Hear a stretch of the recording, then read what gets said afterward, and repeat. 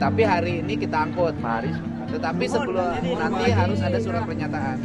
Ya tinggal dipanggil aja sekarang. Gubernur Jawa Barat Deddy Mulyadi atau populer dengan sapaan Kang Deddy Mulyadi atau KDM disindir sebagai gubernur konten.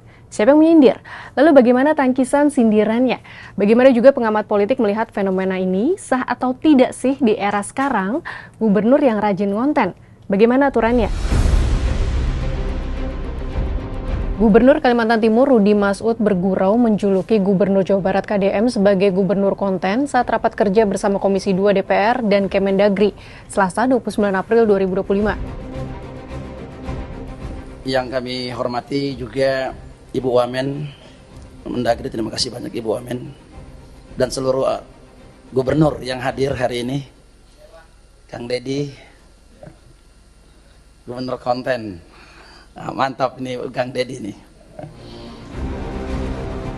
Candaan soal gubernur konten ini merujuk pada aktifnya konten yang dibuat KDM di kanal medsos pribadinya, yaitu di Instagram @deddymulyadi71 dan YouTube @kangdeddymulyadi_channel. Atas julukan ini KDM pun membalas dengan menyatakan jika konten yang dibuatnya dapat menurunkan iklan di Pemprov Jawa Barat. Tadi Pak Gubernur Kaltim mengatakan gubernur konten, alhamdulillah. Dari konten yang saya miliki, itu bisa menurunkan belanja rutin iklan. Biasanya iklan di Pemprov Jabar kerjasama medianya 50 miliar. Sekarang cukup 3 miliar tapi viral terus. Terima kasih. Wah, kalau klaim ini benar adanya berarti sangat signifikan ya efisiensinya. Dari 50 miliar rupiah menjadi hanya 3 miliar rupiah atau setara dengan menghemat 94%. Nah, akun media sosial KDM memang tak main-main ramainya. Di Instagram jumlah pengikut Deddy mencapai angka 3 juta dengan total 6.693 unggahan. Sementara di YouTube yang aktif sejak 2017, kini jumlah pelanggan atau subscriber Deddy mencapai 7 juta dengan sekitar 4.000 video yang diunggah. Video yang diunggah pun menampilkan momen marah, haru, hingga lucu ketika belusukan ke beberapa lokasi untuk mengatasi permasalahan yang ada di Jawa Barat. Yang menarik, bahkan video paling baru akan tayang soal sampah di Pasar Caringin diatur mode premier tayang, Rabu 30 April pukul 17.00 WIB. Lalu bagaimana pengamat politik melihat fenomena ini? Peneliti Pusat Riset Politik Badan Riset dan Inovasi Nasional atau BRIN, Wasisto Raharjo Jati pun buka suara. Apa ada kaitannya dengan strategi pemilu 2029? Kalau dianggap menghemat, itu malah justru dianggapnya tidak optimal serapan anggaran untuk kinerja dan program-program di daerah. Sehingga untuk yang ini, saya pikir ini masih pro dan kontra ya, antara memang ini arahan presiden langsung atau mungkin inisiatif pribadi untuk efisiensi, atau memang ini emang untuk hal yang lain, Mbak Marina. Jadi memang ini masih bisa untuk diperdebatkan lebih lanjut. Jadi memang di sini dengan viralnya Kang Deddy Mulyadi di Jawa Barat dengan berbagai macam aksi yang beliau lakukan, ya memang ini menjadi semacam investasi politik tertentu untuk 2029. Cuman kembali lagi ke preferensi masyarakat, karena preferensi itu selalu berubah dan dinamis. Yang dulunya suka pemimpin populis bisa jadi nanti malah menjadi pemimpin religius, atau yang dulunya pemimpin yang lebih suka gaya-gaya militeristik kemudian berubah ke pemimpin sipil.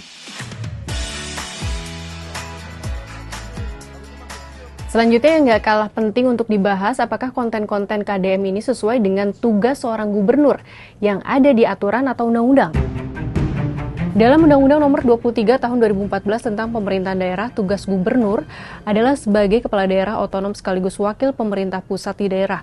Gubernur memimpin penyelenggaraan pemerintah daerah berdasarkan kebijakan yang ditetapkan bersama DPRD, mengusulkan rancangan peraturan daerah dan memastikan terlaksananya kewajiban daerah. Nah, undang-undang ini lalu diturunkan lagi dalam Peraturan Pemerintah Nomor 33 Tahun 2018. Menurut PP ini, gubernur sebagai wakil pemerintah pusat mempunyai tugas mengoordinasikan pembinaan dan pengawasan penyelenggaraan tugas pembantuan di daerah kabupaten kota, melakukan monitoring, evaluasi, dan supervisi terhadap penyelenggaraan Pemda, memberdayakan dan memfasilitasi daerah, evaluasi rancangan perda, pengawasan perda, dan melakukan tugas lain sesuai dengan ketentuan peraturan dan perundangan. Dan karena kalau mengacu pada UU 23 2014 dan PP 3 2019, sebenarnya kan fungsi kepala daerah itu lebih melakukan koordinasi, supervisi, dan juga monitoring kan. Tapi memang di salah satu klausul di pasal di Undang-Undang 23 2014 tentang pemerintahan daerah, ada klausul yang mengatakan memang gubernur harus bisa mengambil tindakan tertentu yang itu tujuannya untuk kelancaran atau distribusi programnya. Itu memang dibenarkan di situ. Namun itu dalam kerangka supervisi, monitoring, dan juga pengawasan. Nah, sejauh yang kita tahu dari konten-konten Kang Deddy Mulyadi itu memang ada kaitan ke sana.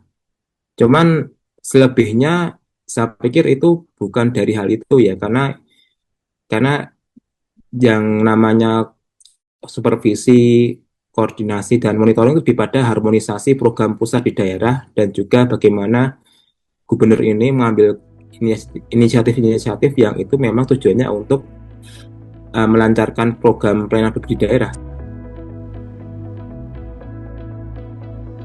Kalau sahabat Kompas, bagaimana opininya? Kira-kira apa motif KDM aktif di medsos? Apakah pemilu 2029?